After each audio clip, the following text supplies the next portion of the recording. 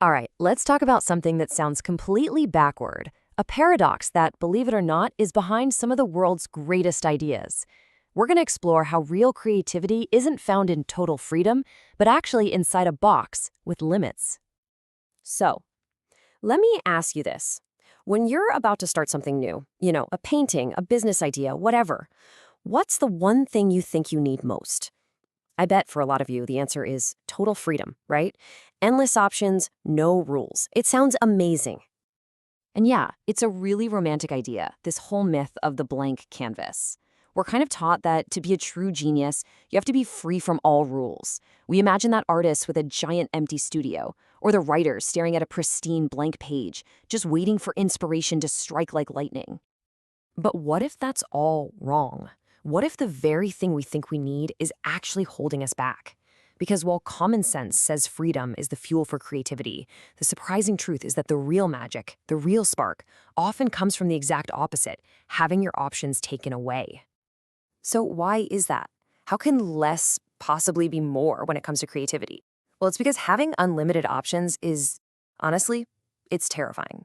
Instead of feeling free, we just feel lost. We're just floating in this endless ocean of possibilities with no idea which way to swim. There's actually a name for this feeling. It's called choice paralysis.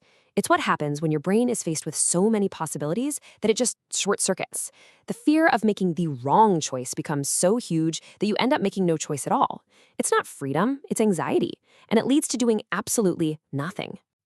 And that's exactly why that blank page, which is supposed to be this beautiful symbol of opportunity, can feel like your worst enemy. It just stares back at you, daring you to make the one perfect mark out of millions of possibilities. It's so intimidating. It's the perfect recipe for just putting it off until tomorrow. Okay, but here is where it all flips on its head.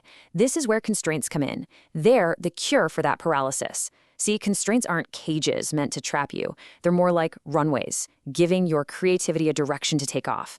They give you a problem to solve, and that forces your brain off the boring, easy path it always wants to take. So think of it as a creative detour. First, someone puts up a roadblock, a limit.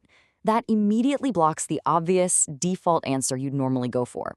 Your brain can't take the lazy route anymore, so it's forced to get clever, to improvise, to find a new way around.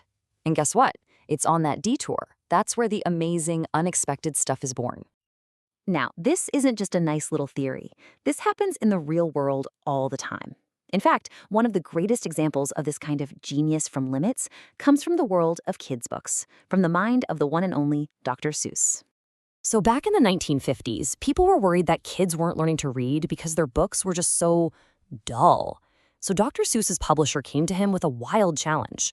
Write a super engaging book, and here's the catch, you can only use words from this very, very specific list. 236. That was the number. Just 236 words. That's it. He couldn't use a single one that wasn't on that list. I mean, for a writer, that is just a brutal, brutal constraint. It's like telling the chef to make a gourmet meal with only salt, water, and flour. But here's the magic. Because he was forced into that tiny little box, Dr. Seuss couldn't just tell a story with fancy words. He had to invent a whole new way of storytelling, with rhythm, with rhyme, with pure, unadulterated imagination. And the results? The Cat in the Hat.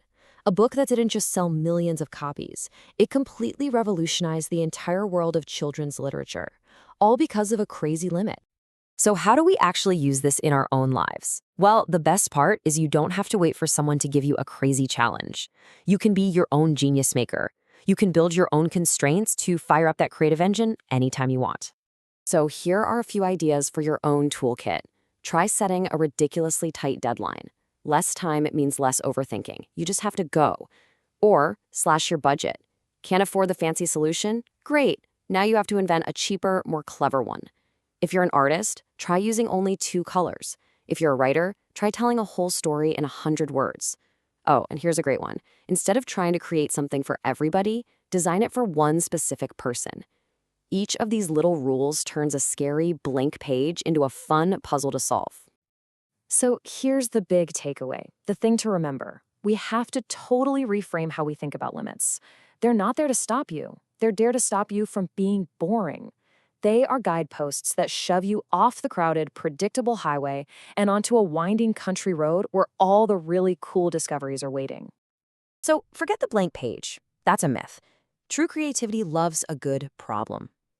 So I'll leave you with this question. Think about something you're working on right now. What's the most interesting, most creative constraint you could slap onto it today?